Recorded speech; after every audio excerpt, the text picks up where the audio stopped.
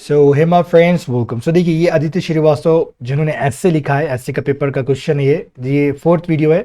आपको सारे video description के लिंक में मिल जाएगी, प्लेलिस्ट में भी मिल जाएगी, आप देख सकते हैं। और एक क्वेश्चन शुरू कहाँ से हुआ था कि हमने देखे थे कि a mind all logic is like a knife all blade it makes the hand bleed that usage it.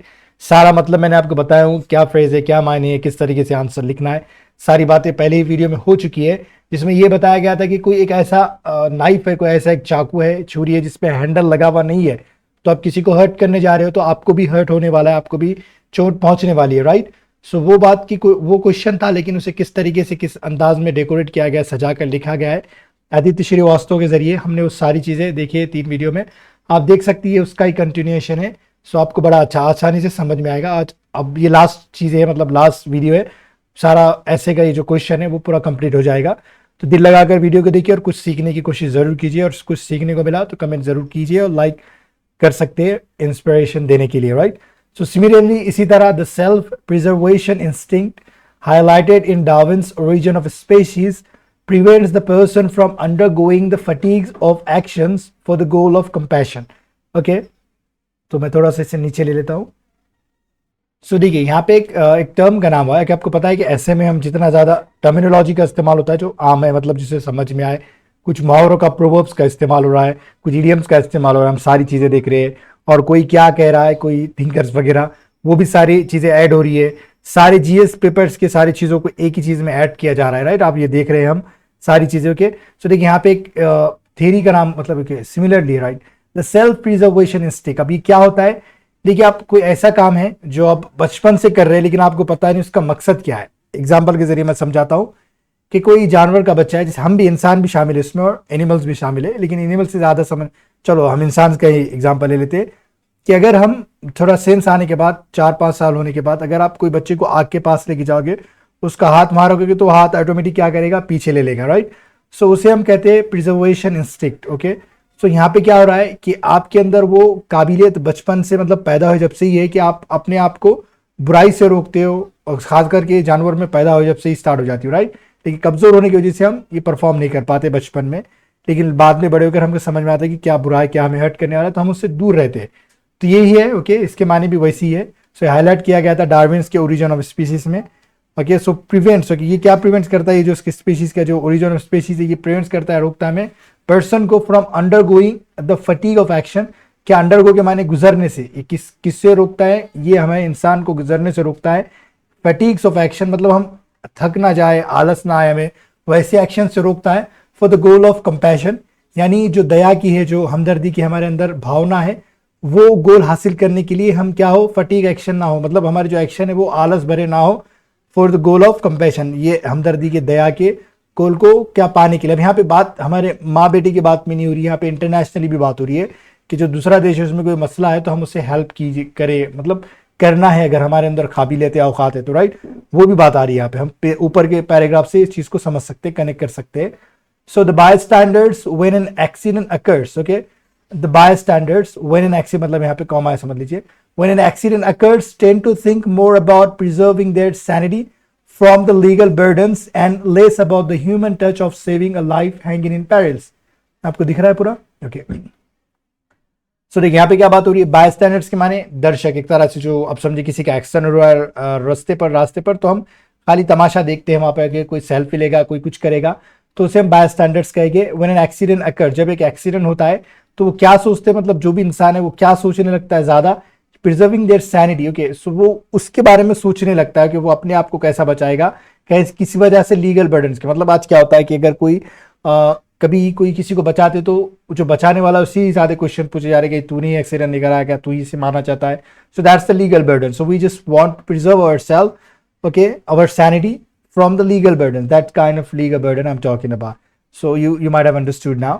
So and less about the human touch of saving a life hanging in Paris, और वो human touch जो हमें उसे बचाना चाहिए, जो अभी peril यानी डेंजर में अभी फंसा हुआ है, उसके लाइफ को बचाना है, हम उसके बारे में क्या सोचते हैं, कम सोचते हैं, ओके, लेकिन अच्छे लोग भी दुनिया में होते हैं। सो देखते, on the other hand this is just a half baked cake as we know inherently that logic itself is not all evil.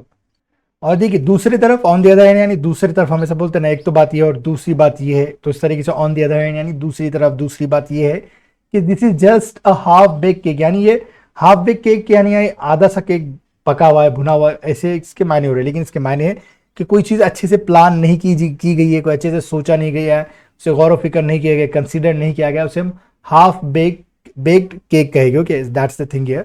As we know inherently, मतलब जो जैसे हम विरासत है, मतलब हमारे विरासत में ही चीज मिली हुई है कि जो लॉजिक है it self is not an all, it's not all evil, कि जो लॉजिक है वो पूरी तरीके से इविल यानी बुरा नहीं है। जो भी हम सोचते हैं, हम हमारे अंदर ये डीएनए में ही है, रहता है इंसान, सारे इंसानों के, कि हम जो सोचते हैं हमें लगता है कि वो सही है, वो पूरा इविल नहीं है, पूरा गलत नहीं है।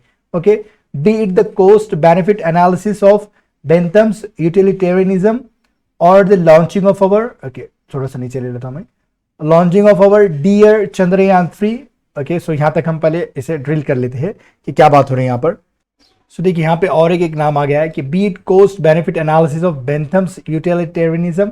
अभी क्या है कोस्ट बेनिफिट के माने, तो मैंने आपको समझाया कि कोई चीज़ अगर आप बना रहे हो तो आप उसका क्या फ़ायदा कितना होगा, वो सारी चीज़ें देखिए। तो यहाँ पे वही बात हो रही है कि आप कोई चीज़ पैदा कर रहे हो, कोई चीज़ प्रोडक्ट बना रहे हो, तो आप क्या करोगे, उसमें पैसा कम लगाओगे लेकिन आपको उसका प्रॉफिट ज़्यादा होगा, ये सोचोगे, तो वो यूटिलिटेरियनिज्म होगा। ओके, और मतलब ये थ्योरी बात करेगा ऐसा।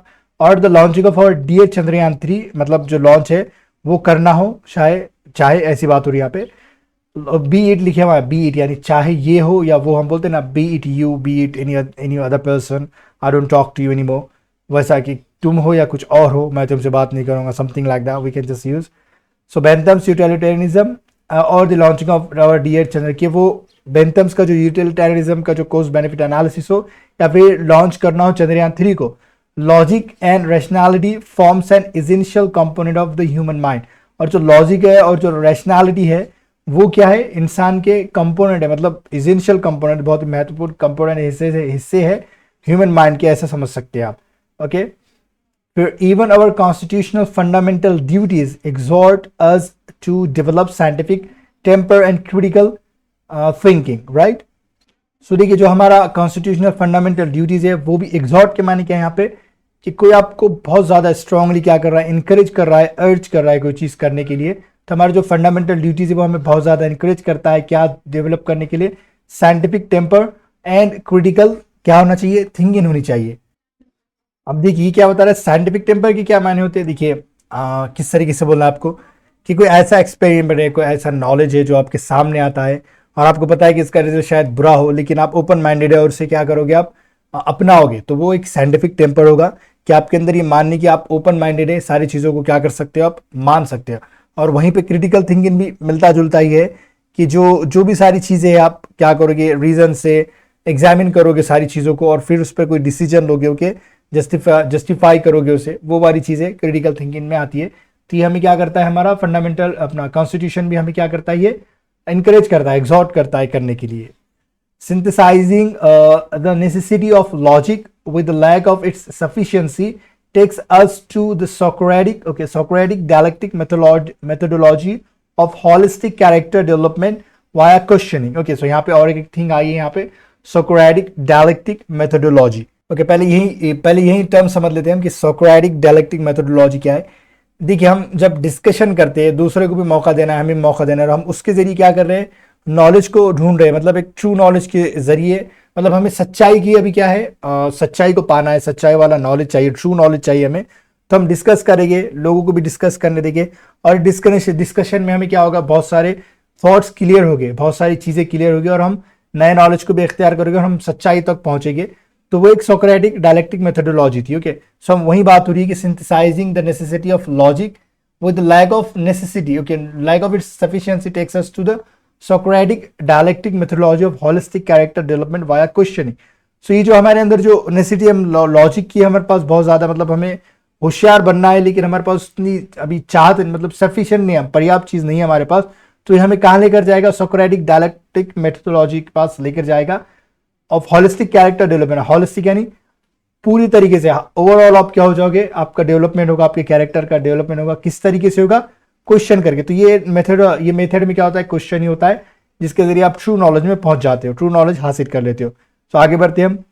Okay, we need to question not just the source of our logic and knowledge. Okay, मतलब हमें क्वेश्चन, अच्छा वही है ना, वी नीड टू क्वेश्चन, हमें ये क्वेश्चन मतलब सिर्फ सोर्स ऑफ लॉजिक की ही क्वेश्चन करने के लिए जरूरत नहीं है, नॉलेज का ही क्वेश्चन नहीं करना है हमें, but also the relevance of that logic for the greater good. लेकिन हमें ये भी क्वेश्चन करना है कि उसका रिलेवेंस कितना है, वो अगर हम कोई चीज़ अप्लाई करते हैं तो उससे क्या हमें ग्रेटर गुड मिलने है, क्या अच्छाई मिलने वाली है, वो भी हमें क्या करना है, क्वेश्चन करना है। सिर्फ सोर्स ऑफ लॉजिक कि आप ऐसा क्यों सोच रहे हो और आपके पास ऐसा नॉलेज क्यों, वो नहीं देखना है, लेकिन वो नॉलेज से और वो लॉजिक से कितनों का भला होगा या कितना ग्रेटर गुड होगा, वो भी हमें क्या करना है, क्वेश्चन करना है।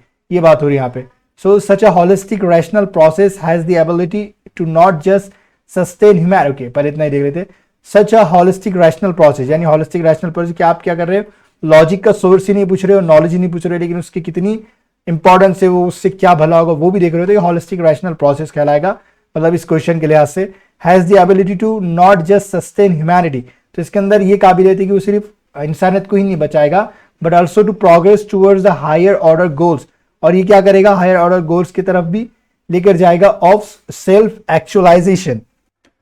तो क्या करेगा, देखिए सेल्फ एक्चुअलाइजेशन यानी हमें अपनी मतलब पता लग जाएगा, हम सारी चीजें करके बैठ गए, ईगो हमारा बाजू में रख दिए, हम अपने अहंकार को बाजू में रख दिए, तो हमें एक्चुअलाइजेशन हमारे खुद का, हमारा एग्जिस्टेंस क्यों वो पता लग जाएगा। ओके, ये इसकी तरफ भी लिखा, मतलब ये खाली सिर्फ इंसानियत को ही नहीं बचाएगा बल्कि हायर ऑर्डर को भी, मतलब हम इंटरवीन कर रहे कोई चीज़ जानने के लिए, सो वो हम पा लेंगे कि हम, हमारा वजूद क्यों, हमारा एग्जिस्टेंस क्यों है, वो ये पैराग्राफ मतलब समझाने की कोशिश कर रहा है कि so in this era of guided missiles and unguided man, the rational blade, okay, rational blade of knife must be covered by the empathetic, okay, and wisdom filled wood, okay, empathetic and wisdom filled wood है, सही है, at the handle to prevent bleeding from any hand that it holds it।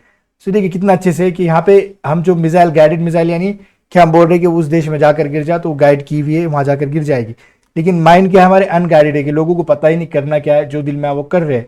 So the rational blade of knife, so rational blade of जो knife है वो क्या cover करना चाहिए, मतलब जो तार्किक ब्लेड है हमारे पास, जो हम जिससे दूसरों को हर्ट करने जा रहे हैं, वो कवर करनी चाहिए किससे, empathetic and wisdom field would. यानी एम्पैथेटिक यानी कोई एम्पैथी क्या होती है कि आप किसी को कोई ठेस पहुंचा रहे हो, किसी का दिल दुखा रहे, तो आपको पता है अंदर से कि उसे दुख पहुंच रहा है, तो वो क्या होगा, एम्पैथी वाली फीलिंग होगी।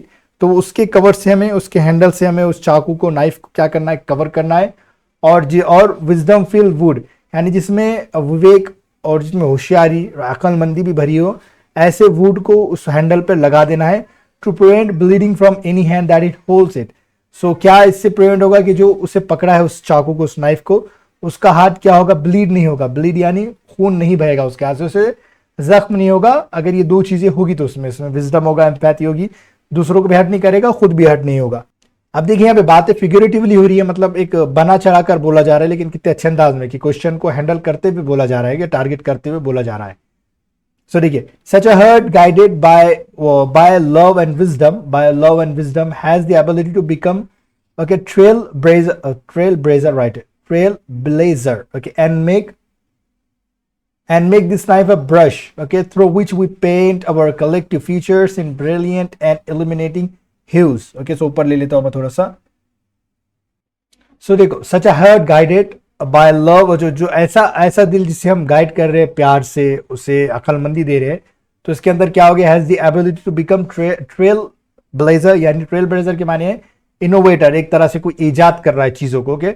उसे हम ट्रेल ब्लेजर कहेंगे। तो इसके अंदर वो एबिलिटी होगी, and make this knife a brush, तो ये जो चाकू है वो एक तरह से ब्रश में बदल जाएगी, थ्रू विच वी पेंट, जिससे हम क्या करेंगे, पेंट कर सकेंगे, पेंटिंग कर सकेंगे और कलेक्टिव फीचर्स, हमारे आने वाला कलेक्टिव यानी सारे लोगों की बात हो रही है यहाँ पे, इन ब्रिलियंट यानी अच्छाई से, और एलिमेंटिंग ह्यूज यानी क्या कहेंगे हम, एलिमेंटिंग चमचमाते हुए कलर से, राइट, वो वाली बात हो रही है यहाँ पर। So this was the video, and if you have enjoyed, if you have learned anything, you know what you have to do. I have been telling you like in my all videos for like I guess 2 or 3 months. So I want your comments, like, and I want your likes. If you really want to inspire me, just don't sit there and don't watch and don't learn, just like inspire me, okay, by clicking that button, like button, and you can just share your thoughts in the comment section. And if you really want to be notified for all of our videos in the future, what you have to do, you just have to hit that subscribe button as well. And if you are still watching this video, it means you are a serious UPSC aspirant. Okay, and thanks for watching.